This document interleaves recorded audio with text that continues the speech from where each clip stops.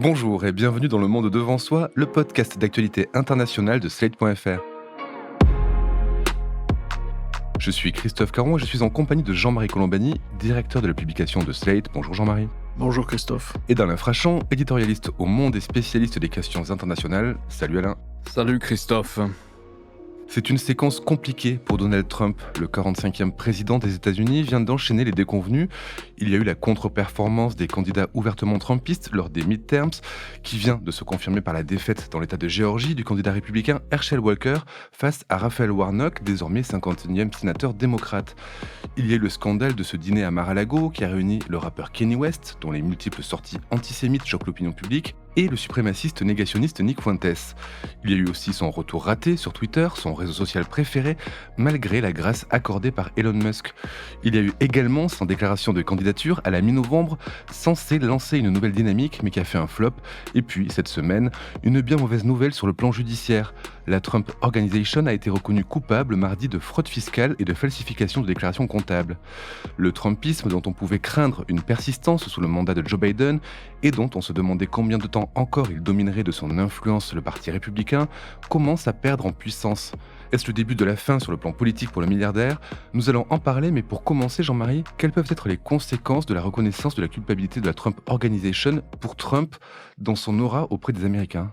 Ça s'ajoute incontestablement à la dégradation de l'image de Donald Trump. Simplement, on peut se dire aussi, cette image était quand même déjà dégradée, il y avait quand même eu pas mal de soupçons, notamment de fraude fiscale, et tout ça ne l'avait pas empêché non seulement d'être élu, mais ensuite de continuer, et puis pour finalement déboucher sur cette polémique absurde selon laquelle le vote aurait été volé, et ainsi de suite. Et où là, on aperçoit que l'obsession de Donald Trump, c'est de ne pas être un loser. Et donc, pour ne pas être un loser, il fallait qu'il soit proclamé vainqueur, malgré le sort des urnes. Là, ce qui se passe, c'est que cette fois, on a bien l'impression que le processus d'image précède un processus politique. Alors que jusqu'à présent, la tendance en France était de dire d'accord, il n'est plus président, mais le Trumpisme survit, et d'autre part, il va être de nouveau candidat, donc il peut revenir, ainsi de suite. C'est très important pour nous en Europe parce que c'est quand même le chef de file de ceux qui voudraient transformer les démocraties que nous sommes en démocraties dites illibérales, c'est-à-dire en presque plus de démocratie du tout. Donc le fait qu'il recule vraiment politiquement, c'est une évolution très importante. Je vous coupe Jean-Marie, oui. par rapport au recul du Trumpisme. Est-ce qu'un Ron DeSantis qui arrive en Floride n'est pas finalement un néo-Trumpisme ? Oui, bien sûr, mais simplement, ça n'est pas avec la folie de Trump. Alors, c'est un néo-Trumpisme sur un certain nombre de questions, notamment de questions de société, dans la bataille idéologique certainement, mais pas dans la mise en cause des processus démocratiques. Et quand même, ce qui reste attaché à Trump, c'est aussi de l'assaut sur le Capitole. Donc, il faut bien voir que la traduction politique aujourd'hui, elle existe. Et donc, c'est ça qui est une évolution, à mes yeux en tout cas, positive. Si on regarde, vous avez évoqué la Géorgie et donc la victoire d'un sénateur démocrate, mais il y a surtout aussi, et à mon avis, le critère le plus simple et le plus pertinent politiquement, c'est le fait que 5 gouverneurs des 5 États clés de l'élection présidentielle qui avaient été gagnés par Trump lorsqu'il a été élu et qui ont été gagnés par Biden ce coup-ci, 5 gouverneurs ont été élus démocrates alors que Trump soutenait les candidats républicains.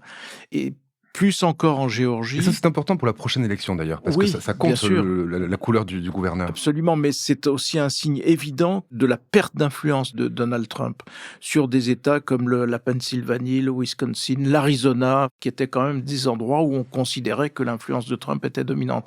Et si on revient encore en Géorgie, a été réélu comme gouverneur le gouverneur républicain et son secrétaire d'État républicain, certes, mais quelles sont leurs caractéristiques ? Ce sont eux qui ont résisté à la très fameuse demande de Donald Trump, disant « tu me trouves 10 000 voix ou 12 000 voix en Géorgie pour que je puisse gagner l'État » et ainsi de suite. Eux avaient dit non, avaient refusé, résisté, et ils avaient été cloués au pilori par le même Donald Trump. Donc on est dans ces évolutions-là. Après, il y a d'autres affaires judiciaires qui peuvent aussi rattraper Trump, mais le plus important, c'est qu'il y ait eu un début de transformation politique, de sanctions même politiques, pour tous ceux qui avaient cherché l'appui de Donald Trump, pour tous ceux que Trump avait appuyés. Et donc ça laisse peut-être entrevoir un parti républicain enfin débarrassé de la maîtrise qu'avait Trump sur le parti républicain. Et à propos du Parti républicain et de Trump, il y a toujours cet encombrant assaut du Capitole pour lequel Trump risque d'être éventuellement poursuivi. On va y venir. Mais d'abord, est-ce que vous pourriez nous parler de cet affront pour le parti et pour Trump qui a eu lieu au Congrès? Il s'est passé un affront, oui, un affront, mais qui est particulièrement ressenti par la direction du Parti républicain, parce que c'est elle qui a été victime de cet affront.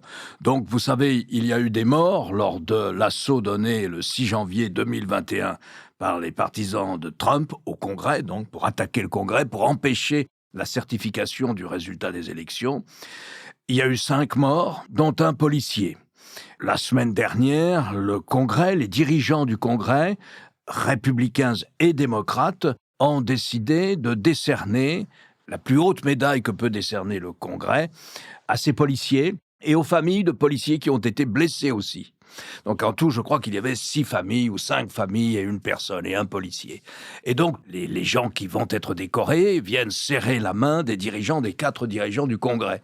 Ça commence par les 2 démocrates, c'est-à-dire Nancy Pelosi pour la Chambre des représentants et Chuck Schumer, sénateur de New York, pour le Sénat. Ce sont les 2 personnalités qui président les groupes démocrates au Congrès. Et puis ensuite, après ces 2-là, viennent Kevin McCarthy, qui va être sans doute le leader des républicains au Congrès, à la Chambre des représentants, et Mitch McConnell, qui est le chef des républicains au Sénat. Alors ça commence par les démocrates, et les familles, comme le policier qui a été blessé, viennent serrer la main des 2 démocrates. Et tout le monde est aligné en randonnion, très serré, mais refuse ostensiblement, les uns après les autres, comme s'ils s'étaient donné la consigne, de serrer la main des chefs des groupes républicains au Congrès, parce que ceux-ci, bien qu'ils aient dénoncé l'attaque contre le Capitole, immédiatement après, ont à nouveau été cultivés l'amitié de Trump, n'ont pas osé maintenir une opposition à Donald Trump. Et donc, devant toutes les télévisions d'Amérique, lors de cette cérémonie très officielle, la direction du Parti républicain a pu mesurer la déconsidération dans laquelle se trouve Trump en ce moment dans une partie de l'opinion publique. Et c'est une partie qui compte, parce que c'est des policiers, c'est les familles de policiers, donc c'est habituellement une clientèle plutôt républicaine. Donc voilà ce qui s'est passé. Ensuite, ils ont tiré la leçon des élections au Congrès. Et la direction du Parti républicain a ouvertement dit que Trump était, ouvrez les guillemets, une machine à perdre les élections. Parce que si on fait le bilan de Trump comme candidat, voilà ce que ça donne. Il n'a jamais obtenu la majorité des suffrages des Américains. Il a gagné en janvier 2016 grâce au mécanisme des grands électeurs et parce qu'il l'a emporté dans 3 États, de peu, mais récoltant tous les grands électeurs de ces 3 États. Ensuite, il est à la Maison-Blanche. Viennent les élections de la mi-mandat. Il perd, et notamment les démocrates gagnent massivement à la Chambre des représentants. Ensuite vient la présidentielle de 2020 où il sollicite un 2e mandat. Là encore, il est incapable d'obtenir la majorité des suffrages populaires. C'est Joe Biden qui l'empoche avec 6 millions de voix de plus que Trump. Et Joe Biden empoche aussi les grands électeurs. Et puis viennent les élections de la mi-mandat de novembre 2022 dans lesquelles il s'est totalement investi, pour lesquels il a imposé ses candidats, souvent contre l'avis de la direction républicaine qui jugeait que les candidats de Trump étaient incompétents ou indignes de ce type de fonction élective, mais non, il les a financés, il les a appuyés, il s'est investi dans la bataille. C'était une bataille pour ou contre Trump d'une certaine manière. Et là encore, il perd. Ses candidats, ceux qu'il a spécifiquement adoubés, ont été écrasés, laminés. Et donc, on a vu quoi? Eh bien, on a vu que, certes, Trump est populaire. C'est ça le mécanisme le plus vicieux pour la direction du Parti républicain. Oui, parce que jusqu'à maintenant, l'analyse que vous faisiez à ce micro, c'était de dire le Parti républicain ne peut pas se défaire de Trump parce que les élus locaux ont peur de ne pas être réélus et ont peur, en s'opposant à Trump, de ne pas pouvoir renouveler leur siège, de ne pas pouvoir garder leur influence. Ce n'est plus le cas, ça c'est fini. C'est moins le cas, mais le mécanisme est toujours là, très pervers. Et c'est aussi pour ça que Trump se présente à la présidentielle. Alors, juste après cette semi-défaite, cette sorte de défaite aux élections de la mi-mandat, aux élections législatives de la mi-mandat, c'est-à-dire que lorsque Trump impose ses candidats, et qu'il y a une élection primaire. Ça arrive dans les élections législatives. Et là, il y en a eu beaucoup d'élections primaires. À chaque fois, les candidats de Trump ont gagné l'élection primaire, ou pratiquement à chaque fois.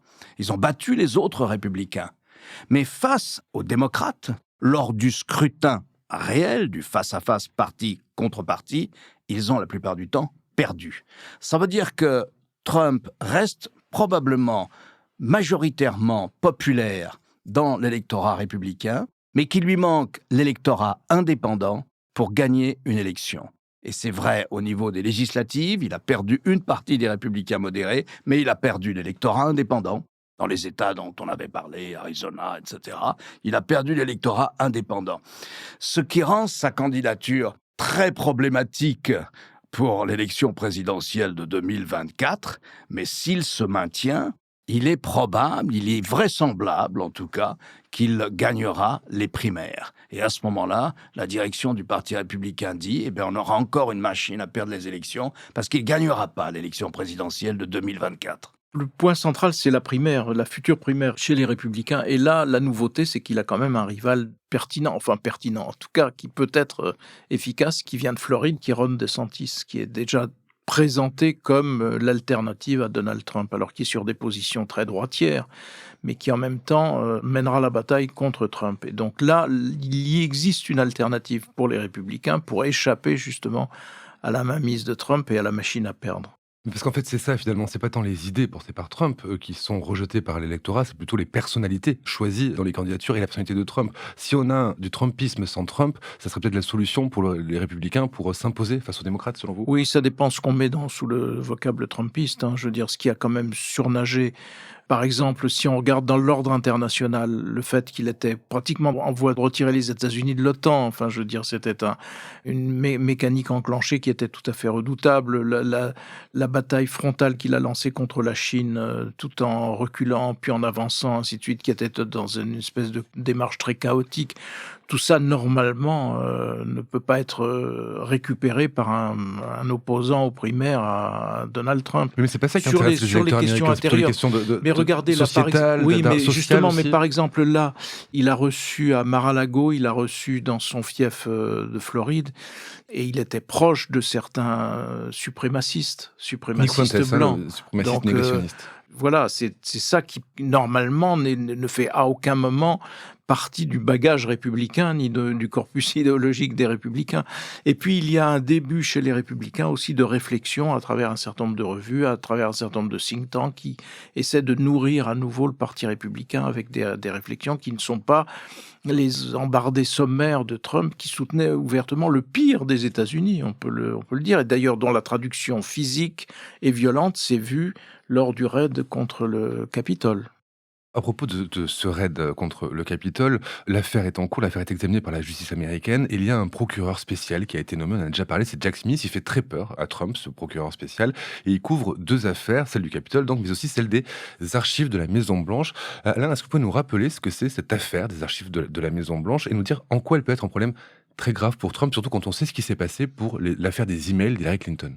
Quand un président quitte la Maison-Blanche, il doit rendre tous ses documents à la Maison-Blanche. Et ça va aux archives nationales. Les documents secrets, les notes, les mémos, les conversations qui peuvent être enregistrées à l'intérieur du bureau ovale ou ailleurs dans la Maison-Blanche d'ailleurs, mais enfin particulièrement celles à l'intérieur du bureau ovale. Sur toutes ces questions-là, la Cour suprême a déjà eu à se prononcer, notamment dans les années 70, au moment de l'affaire du Watergate. Et elle a confirmé que toutes les archives d'une présidence, quelle que soit leur forme, doivent être données aux archives nationales, à l'administration des archives nationales. Elles n'appartiennent pas au président. Même ces notes, elles n'appartiennent pas au président. Trump a emporté plusieurs centaines de documents. Il y a eu une longue négociation avec les archives nationales, par l'intermédiaire de ses avocats. Il a rendu un certain nombre de documents. Ses avocats ont affirmé qu'il n'en avait plus. Mais le FBI était convaincu qu'il y en avait encore. Le FBI a alors perquisitionné dans la maison de Mar-a-Lago, dans cette espèce de palais rococo néo-hispanique qui sert aussi de club de golf, là où habite donc Donald Trump. Et ils ont encore trouvé des documents, je crois 200 documents me semble-t-il. Et ils viennent encore d'en trouver. ou de prouver que Trump en possédait encore, alors que ses avocats à chaque fois disent que c'est fini, il n'en a plus.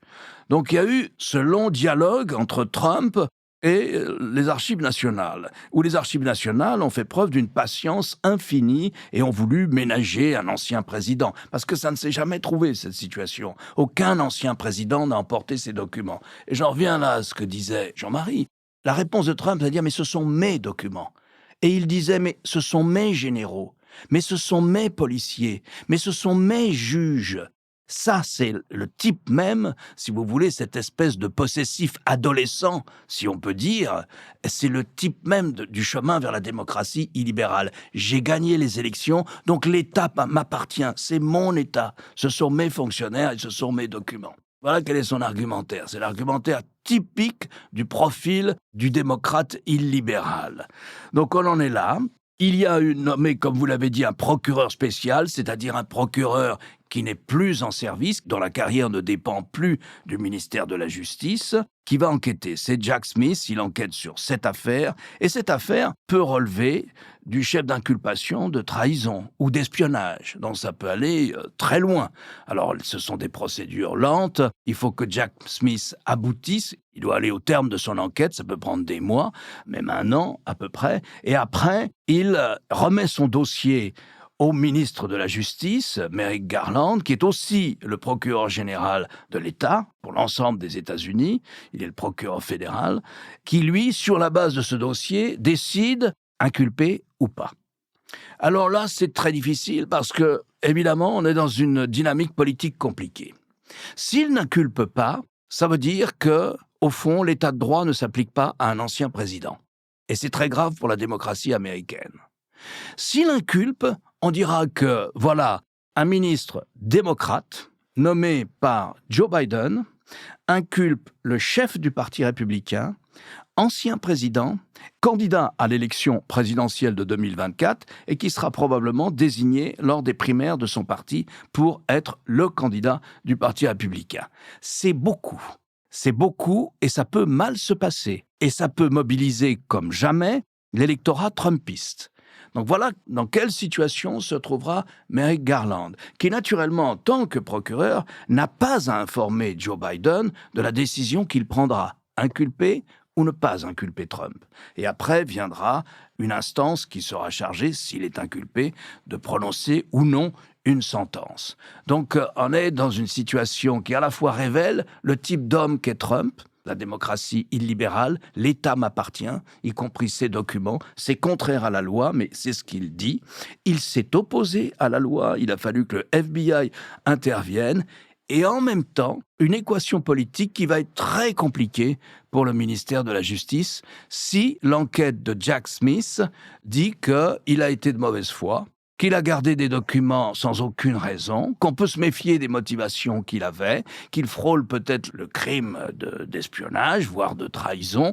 C'est très grave. Donc, vous voyez, voilà le background, voilà le paysage politico-juridique de l'affaire des documents de la Maison-Blanche. Moi, je ne suis pas sûr qu'on puisse le considérer comme le probable vainqueur des primaires du Parti républicain futur, parce que la sanction électorale a commencé de tomber. Elle est tombée de façon très spectaculaire, encore une fois, au niveau d'un certain nombre de gouverneurs d'États clés, etc. Je pense que les républicains feront tout pour imposer une alternative à Donald Trump et qu'on ne sera pas sous cette pression-là, même si il était inculpé, mais ce qui ne pourra pas ne pas ajouter à la dégradation de son image et à sa difficulté. Alors cela dit, vous évoquiez aussi la persistance du Trumpisme sans Trump. La garantie que le Trumpisme va continuer, c'est le principal héritage de Donald Trump d'ailleurs dans les institutions américaines, c'est la façon qu'il a eu de remplacer un certain nombre de juges, pas un petit nombre, un grand nombre de juges là où l'État fédéral peut nommer des juges dans les cours fédérales et surtout la Cour suprême. Parce que c'est à la Cour suprême que ça se joue, c'est à la Cour suprême que s'est joué le fait que la négation de la jurisprudence habituelle sur l'avortement, qui fait que les États ont repris la main sur ces législations, et certains des États reprenant la main, étant gouvernés par des républicains trumpistes ou radicaux, se sont empressés d'interdire l'avortement dans leurs États. Et il y a d'autres sujets auxquels la Cour suprême, nommée par Trump, à majorité trumpiste, veut continuer de s'attaquer, notamment le mariage pour tous. Je pense que c'est là-dessus que ça va se jouer. Mais À là, ceci près que vous parlez de décision sociétale. c'est là qu'est l'héritage trumpiste, parce qu'encore une fois, la justice a été profondément transformée par un certain nombre de nominations, d'une part, et par la composition même de la Cour suprême, qui était acquise aux extrémistes du Parti républicain, de fait, parce que ce n'est pas tous les républicains qui pensent de cette façon. Et d'ailleurs, c'est un des éléments qui a joué dans le vote des midterms en faveur des démocrates et contre les républicains. Donc c'est là-dessus que cela va se jouer, je pense. Sur la Cour suprême voudra-t-elle encore aller plus loin, continuer dans ce sens, ou bien est-ce qu'elle arrêtera les frais? Déjà d'ailleurs, il me semble que sur une des demandes de Trump, la Cour suprême lui a donné tort, on ne l'a pas entendu. Mais je veux dire, ça n'est qu'un petit signe. En tout cas, c'est pour moi le front principal va se Mais est-ce qu'elle situer n'a pas là. prouvé qu'en matière institutionnelle, dans le cadre justement des contestations, elle a réussi à juger en droit et pas forcément uniquement juger sur le fait qu'elle est composée majoritairement de républicains, Oui, dont enfin une après, partie trumpiste? en l'espèce, c'est un problème d'interprétation, hein. Vous interprétez dans un sens, vous interprétez dans l'autre. Là, ce qui était en jeu, c'était une interprétation littérale. On revenait au texte, j'allais dire au b.a.-ba du texte initial, sans tenir compte de l'évolution de la société, de l'histoire elle-même, ainsi de suite. Je voudrais juste revenir sur le Parti républicain et s'il est éventuellement traversé par une ligne de fracture qui s'oppose d'un côté avec les partisans de Trump et ceux qui s'opposent à la machine à perdre, est-ce que dans le système bipartisan américain qu'on connaît, les choses vont rester ainsi? Est-ce qu'on ne peut pas imaginer une implosion ou un fractionnement du Parti républicain, ou est-ce qu'ils sont condamnés à rester avec un parti démocrate et un parti républicain monolithique tel qu'on connaît? L'histoire des partis politiques aux États-Unis nous montre qu'il peut y avoir un troisième parti, il peut y avoir une scission au sein du Parti républicain. Après tout, ces deux grands partis émergent comme les deux formations qui vont structurer la vie politique américaine au moment de la guerre de sécession, c'est-à-dire à la fin, dans la deuxième moitié du 19e siècle. Donc voilà, il peut y avoir des évolutions. Ce qui s'est passé ces derniers jours, à la suite de ce mauvais résultat aux élections de la mi-mandat, ce qui s'est passé, c'est une réflexion. Au fond, ils ont dit à Trump: vous avez mené campagne sur vous. Vous n'avez parlé que de vous. Vous n'avez proposé aucune solution. Dans les États, les candidats trumpisme, si vous voulez, se contentaient d'une sorte d'éructation incantatoire. On veut du mal à Trump, on attaque Trump. Mais bon, l'électorat a montré qu'il était relativement indifférent à ce genre d'arguments. Ils ont été plus loin même. Ils se sont rendus compte qu'au fond, Trump n'a pas de programme. Trump a appliqué une manière de programme lorsqu'il était à la Maison-Blanche. Mais fondamentalement, non, Trump n'est pas un programme. Trump est une protestation. Ce n'est pas un mandat d'action, c'est un mandat protestataire. Trump est une réaction, ce n'est pas une proposition, Trump. Comme tous les populismes d'ailleurs, c'est une façon, on isole un facteur et sur ce facteur, on fait peser toute la responsabilité d'une situation difficile. C'est toujours yaka.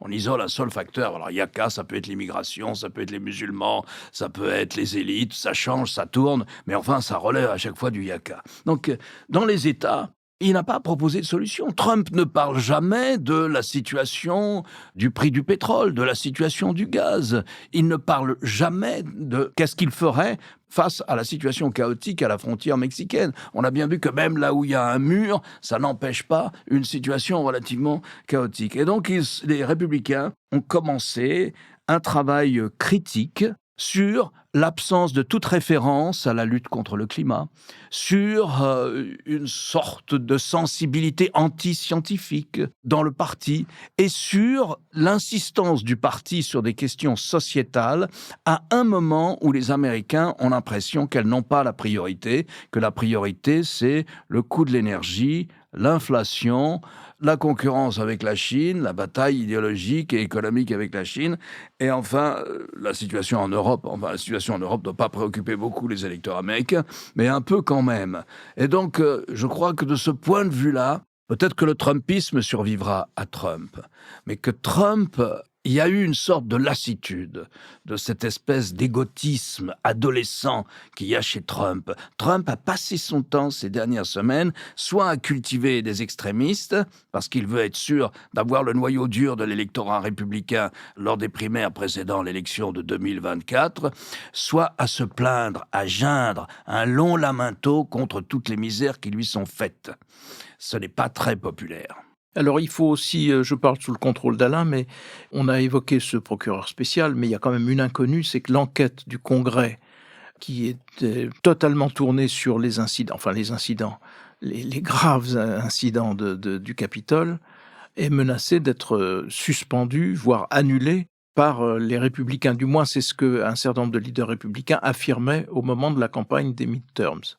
Est-ce qu'ils maintiendront la suspension de cette enquête pour la transformer en enquête contre le fils de Joe Biden? Ou est-ce que cette commission sera maintenue et à ce moment-là, elle peut aller au bout, en effet? Les républicains, ils l'ont dit et je pense qu'ils le feront. Ils essaieront de former une commission d'enquête sur le fils de Joe Biden, qui était au conseil d'administration d'une société énergétique ukrainienne et qui est accusé de corruption, ou dans tout le moins d'avoir prévalu du fait que son père était vice-président comme argument pour rentrer dans le conseil d'administration ou pour accepter d'entrer dans le conseil d'administration d'une société ukrainienne. Ça, ils le feront. Il suffit qu'ils ont 5 voix de majorité, mais ils le feront. En revanche, ils ont été pris de vitesse, d'une certaine manière, sur l'autre affaire qu'on évoquait, qui était celle du Capitole. Parce que maintenant, au fond, quoi qu'il arrive à la commission d'enquête, il y a un procureur spécial, c'est Jack Smith. Et lui, même s'il n'est pas soutenu par les républicains, il a été nommé par le président et il fera son enquête. Alors ensuite, il va la rendre au ministre de la Justice, à Merrick Garland, la Tornay. Je ne sais pas ce qui peut se passer, mais à mon avis, ils auront du mal à courir après et à essayer d'empêcher les travaux du juge spécial. Je ne pense pas même qu'ils aient le pouvoir de le faire. Là-dessus, je crois qu'ils ont été pris de vitesse. On est dans ces sphères politico-juridiques américaines qui sont très compliquées. Mais moi, je crois qu'il a été pris de vitesse, que les Trumpistes ont été pris de vitesse et que Jack Smith rendra son enquête sur les responsabilités éventuelles directes ou pas de Trump dans l'assaut contre le Capitole. Puis j'espère qu'un jour, l'enquête sur les liens entre Trump et la Russie ira au bout. Parce que ça aussi, ça reste un mystère, alors que beaucoup avaient expliqué à un temps que l'entreprise Trump avait été sauvée de la faillite par de l'argent russe. Merci Jean-Marie, merci Alain. Alain, je rappelle votre chronique chaque jeudi dans Le Monde et sur lemonde.fr. Jean-Marie, je rappelle quant à vous votre participation le jeudi aussi à l'émission Politique sur France 24. Messieurs, à la semaine prochaine. Au revoir Christophe. Au revoir Christophe.